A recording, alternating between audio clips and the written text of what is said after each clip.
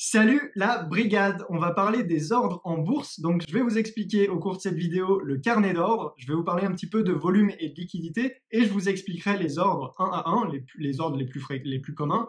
Donc ordre au marché, ordre à court limité, ordre à la meilleure limite, ordre à seuil de déclenchement et ordre à plage de déclenchement. Donc je vais faire une petite présentation, vous verrez, ça vous aidera à comprendre chaque ordre, exactement le fonctionnement de ces ordres. Donc on va parler déjà du carnet d'ordre.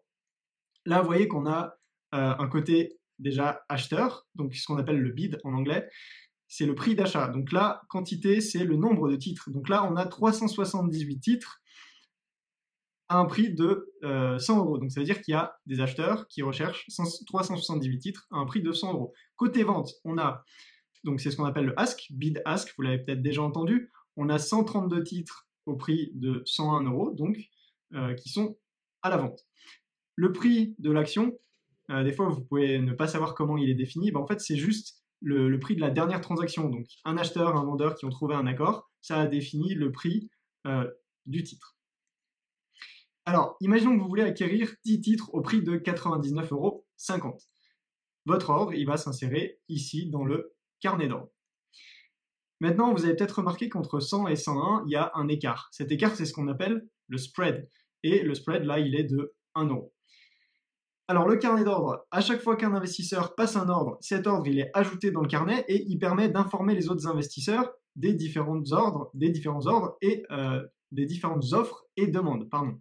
Le prix d'un titre est en général soumis à la loi de l'offre et de la demande et les causes d'une augmentation de l'offre ou de la demande peuvent être multiples, mais la conséquence est que en général ça modifie le prix à la hausse ou à la baisse.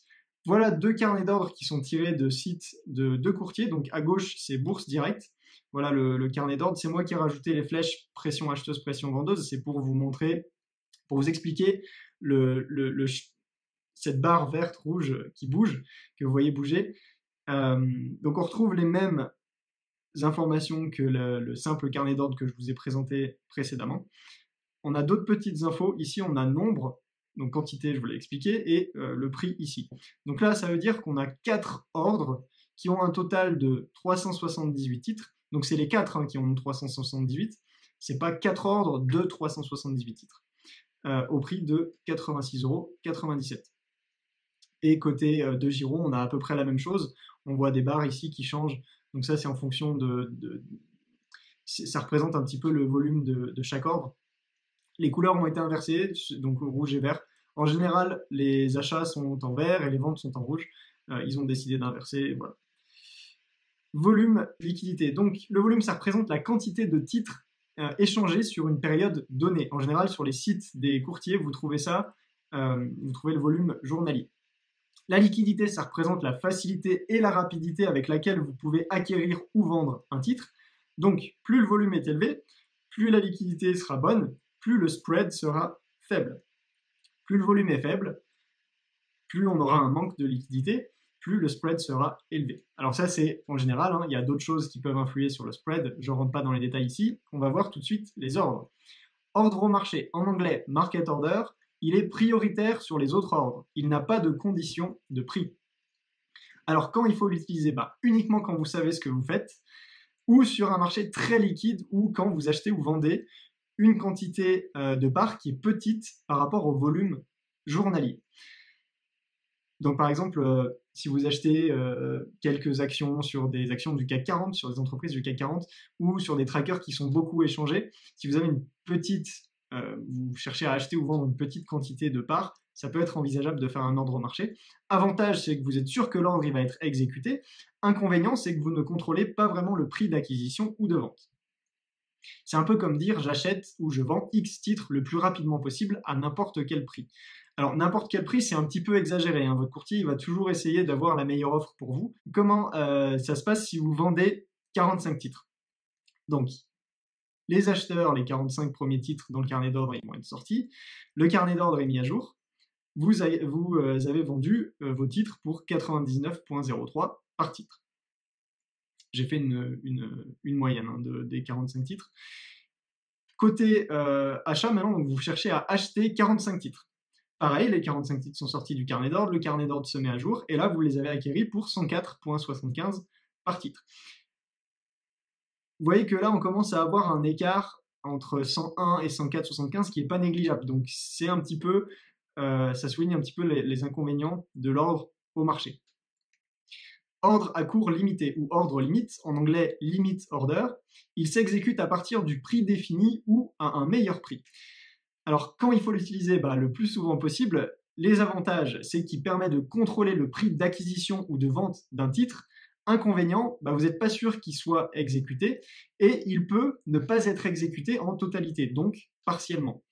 C'est un peu comme dire j'achète ou je vends X titres au prix de Y euros ou à un meilleur prix. Comment ça fonctionne sur un carnet d'ordre? Donc vous achetez 45 titres et vous mettez une limite de 102 euros. C'est-à-dire que vous n'achèterez pas au-dessus de 102 euros. Les titres qui correspondent sont sortis du carnet d'ordre, voilà, et de l'autre côté, du coup, il va y avoir 43 titres qui vous restent à obtenir. Peut-être que vous les aurez jamais à ce prix, si le titre évolue dans un sens qui n'est pas favorable à l'exécution de votre ordre. Ordre à la meilleure limite. En anglais, at best, il s'exécute au meilleur prix disponible et il peut ne pas être totalement exécuté. C'est un peu un hybride entre l'ordre au marché et l'ordre à cours limité. Alors, donc, quand est-ce qu'il faut l'utiliser? C'est mieux qu'un ordre au marché.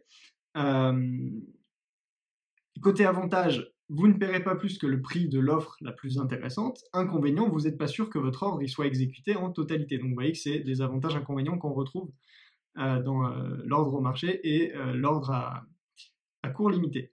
Donc c'est un peu comme dire j'achète, je vends X titres au prix de l'offre la plus intéressante.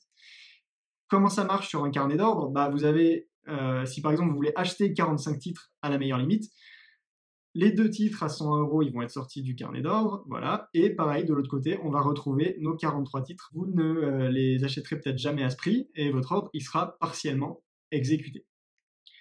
Ordre à seuil de déclenchement, ou aussi appelé ordre stop, en anglais stop loss. On utilise aussi l'anglais en français, le stop loss, donc vous connaissez peut-être. Un ordre au marché se déclenche lorsque le titre dépasse un prix défini, le seuil.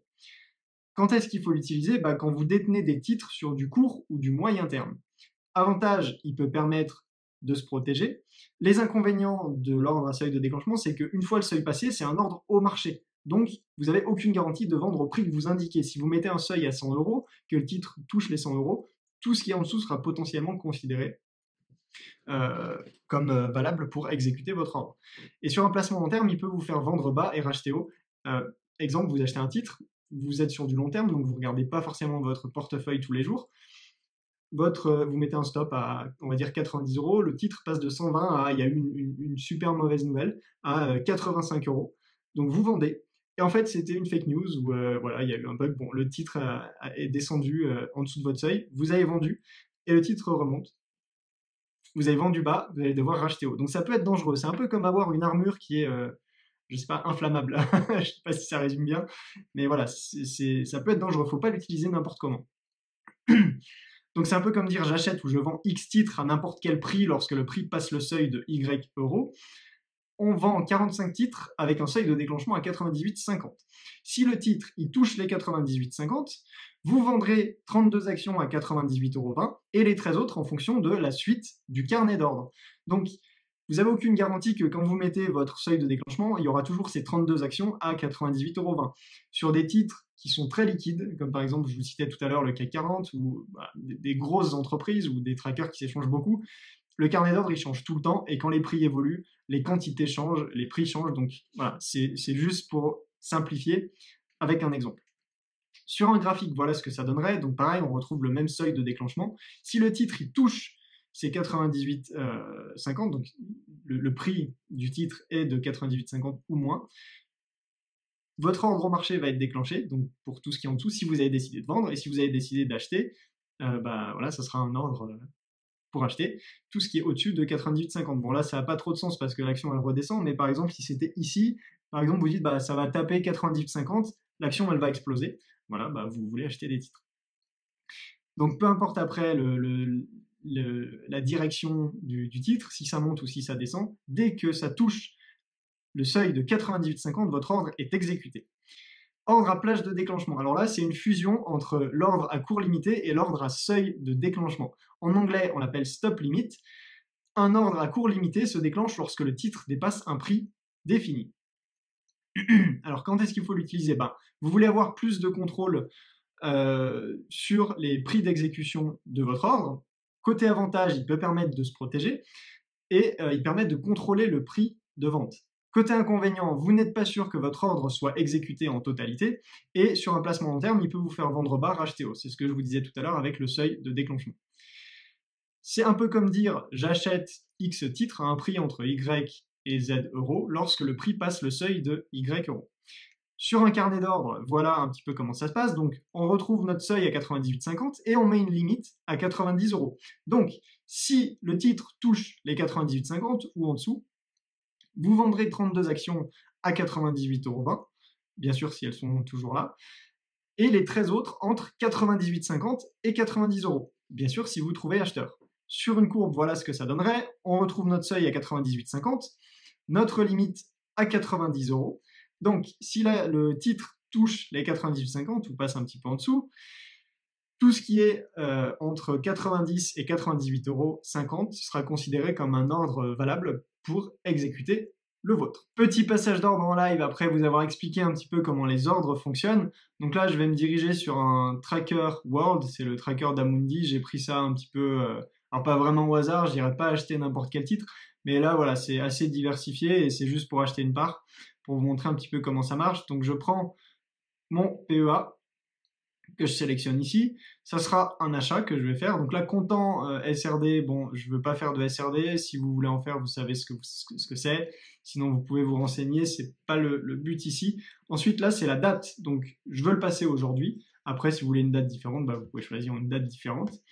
Je vais prendre une part. Donc, je mets 1. Et là, vous voyez qu'on a les différents ordres que je vous ai expliqués. Donc, à cours limité, par exemple, là, je vois que la dernière transaction s'est faite à 272,10 €. On est en temps réel, c'est indiqué ici. Je vais regarder un petit peu le carnet d'ordre. Donc, si je mets, par exemple, 271, je peux mettre 272. Voilà, 272. Donc là, si je valide, après, ça passera mon ordre et il sera positionné à 272. Aucune garantie qu'il soit exécuté, comme je vous disais. Là, au marché, on voit que la case disparaît parce que ça va prendre une part, ici, voilà, de la meilleure offre. Donc là, elle bouge beaucoup, hein, vous voyez, c'est ce que je vous disais tout à l'heure, on est sur quelque chose d'assez liquide. Donc voilà, meilleure limite, pareil, on n'a pas de cadre parce que ça va prendre le meilleur prix ici. Seuil de déclenchement, donc là, je peux mettre un stop. Si par exemple, je voulais vendre ma part, je peux dire que quand ça repasse en dessous de 270, je veux vendre une part. Voilà. À l'achat, vous pouvez très bien pouvoir avoir un truc comme à partir de 275, je pense que ça va exploser, donc je veux acheter une part. Appelage de déclenchement, donc vous voyez qu'on retrouve ici nos deux valeurs. Donc, le stop et la limite. Donc, si vous faites n'importe quoi, on va regarder, hop, 272, on va remettre les valeurs qu'il y avait. 275, il va vous dire, à l'achat, la limite doit être supérieure au seuil, ce qui est normal. Ok, donc là, à plage de déclenchement, c'est assez rare sur de l'achat, donc il faudrait mettre par exemple 278. Donc là, ça veut dire qu'à partir de 275, vous achetez jusqu'à 278. À la vente, vous voulez vendre à partir par exemple de 270 jusqu'à 265. Voilà, ça peut être un exemple. Moi, je vais faire un ordre à court limité. Hop, on va regarder où ça en est. 271, je vais mettre à 271,56. Hop, voilà, valider mon ordre. Donc là, vous avez un message d'avertissement. Et la dernière étape où il vous explique tous les frais, les constituants de l'ordre, donc les informations qui sont dans l'ordre. Et au niveau des frais, il vous explique donc ce qui se passe. Attendez, laissez-moi revenir en arrière parce que... Ah ouais, je passais à la vente, d'accord. C'est pour ça que je me disais, il y a un truc bizarre. Normalement, il vous informe des frais de l'ETF. Alors, donc on voit frais de courtage et coûts liés au produit. Donc ça, vous ne les payez pas directement maintenant quand vous passez l'ordre. C'est lissé en fait sur l'année. Vous payez 0,38, c'est ça, 0,38%. Donc vous voyez qu'il vous informe ici. Là, si je confirme mon ordre, il va être passé. Donc on pourra aller le voir dans mon portefeuille, donc 56. Ouais, je suis toujours pas trop mal. Allez, on va essayer, on va voir. Ça ira peut-être vite avec un peu de chance. Je peux faire ça parce qu'en fait, je peux revenir dans 30 minutes voir s'il a été exécuté. Hop, on va voir, ordre en carnet. Vous voyez qu'on voit mon ordre ici. Donc je peux l'annuler. Il y a les détails. Si je clique sur détails, hop, voilà, bon, il me donne les détails de mon ordre. Et achat exécuté. Donc vous voyez, ma part, maintenant, elle doit être dans mon portefeuille. Hop, portefeuille en temps réel. Et voilà, achat exécuté au prix. Donc on va voir le PRU 272,55. Donc je l'ai acheté au cours de, c'était 271,52 plus les frais de courtage, voilà. Donc on voit bien dans mon portefeuille, voilà, nickel, l'ordre a été exécuté. Donc voilà comment passer un ordre sur Bourse Direct.